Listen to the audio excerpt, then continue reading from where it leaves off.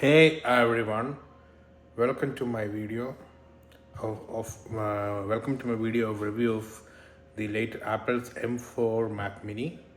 So on the box, this is the box. Basically come like this, and only thing in the box you get basically are these stickers and where did that thing go? Okay, I think this yeah. So basically you get instruction manual. That's it, and then this power cable. That's it. You get nothing else.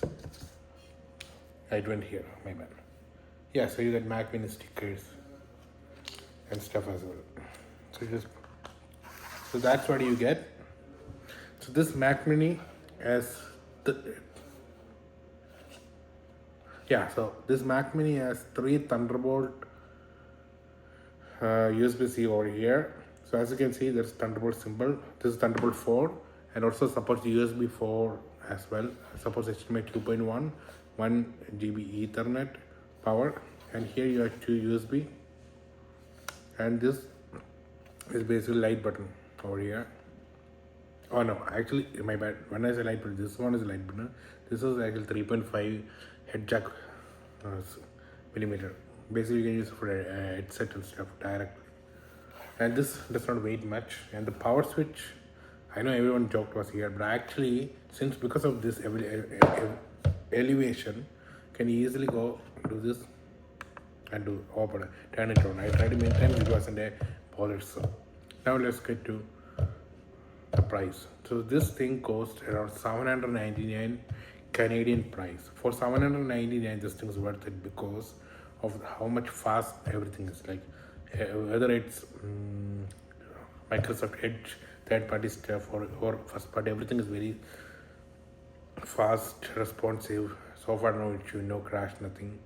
The internal storage speed is 2000 MB per second, and then no, write speed. I mean, it's 2000 MB per second, and the storage is around close to 256 GB. But after storage and everything, I mean software and everything is 220 GB. External, because of Thunderbolt 4, you get more speed than internal. I did some test with moving files and stuff. It was very fast. The Wi-Fi 6 chip is Wi-Fi 6E, and my Wi-Fi router was in this room, and I was in my bedroom over there and did a speed test, and I was getting 1.7 or 1.6 down and 1.3 up. Excellent speed. And I did exporting of DaVinci Resolve, like a 30-minute video, and took using H.264 and about 7 minutes 55 seconds, and H.265, which is much more higher quality codecs, and that took about 8 minutes 2 seconds, slightly higher. And this was exporting a 4K video to 4K 30. 4K video. So if you have a video that's 1080p, it will be even faster, even if you exporting at 4K. And then if you are like using a 8K video, it will be slower obviously. And if you're using a 4K but extremely raw, also it will take much slower. And exporting an Apple ProRes took about about 4 minutes. But remember, the Apple ProRes, you cannot control the size, and because of that, this file size was 100 GB to 100 GB, a 30-minute video. So just remember that. Is it worth for half a minute, half the 8 minutes, 4 minutes? So, my bad. It took 4 minutes. So is it worth waiting 2 minutes? It's up to you. In my opinion, rather wait. So because the H.265 took about 6 minutes. I mean 6 GB, not 6 minutes, 6 GB. So the rest of the video will be all the testing.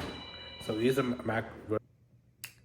Hey everyone, I'm testing export speed on the DaVinci Resolve 20. So I'm using H.264. These are my settings.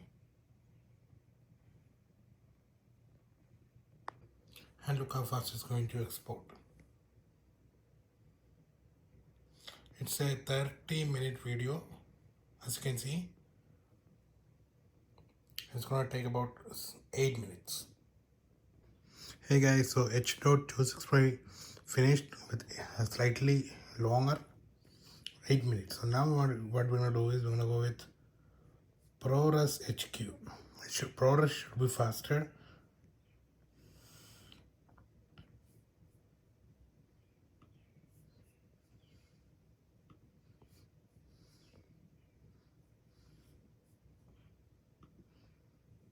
Yeah, as I thought.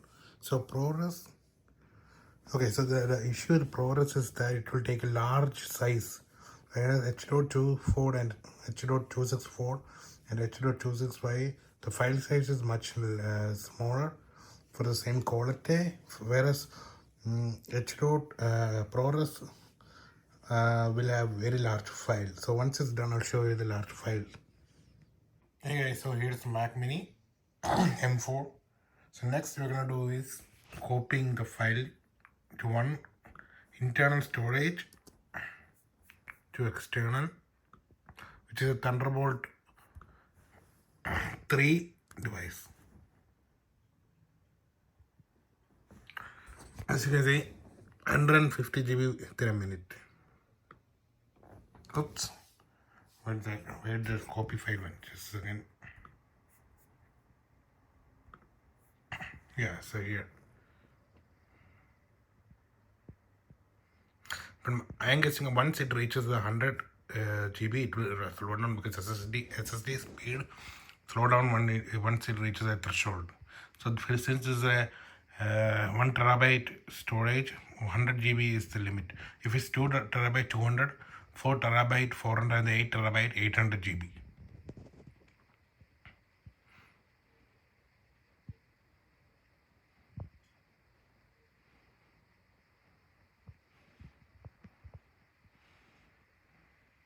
No, never mind. It didn't slow down. Maybe it needs more space. I mean, if it is more. Yeah, so that is very fast moving because the USB on the M is actually Thunderbolt. The USB-C type C.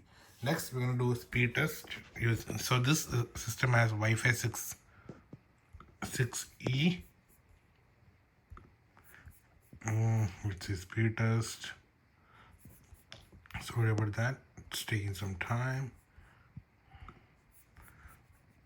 Speed test. Let's go with TELUS. Okay, there we go. Speed test.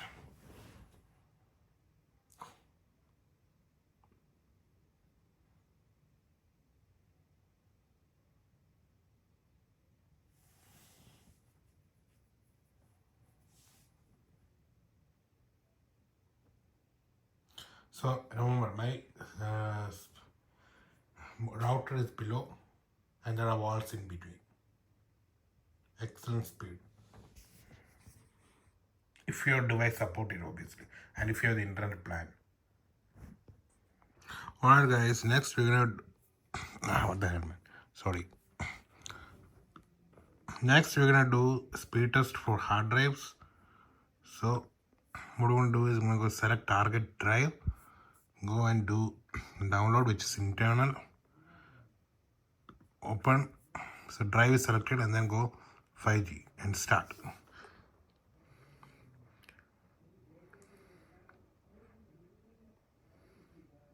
So read is higher than write. Obviously this is a 250 GB SSD, and Apple is known for giving very slower drive when you choose the base option. But however, if you are like not a hardcore thing and doing simple things, this is more than enough speed. So this is the internal speed for write, and yeah, you got the point.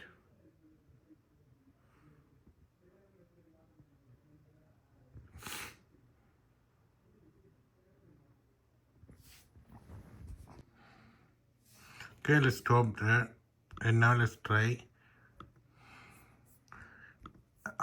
external SSD speed. So the external SSD is much faster, see that, than the internal storage.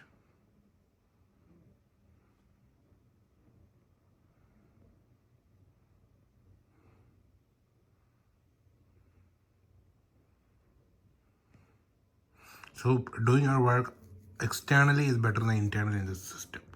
Thank you.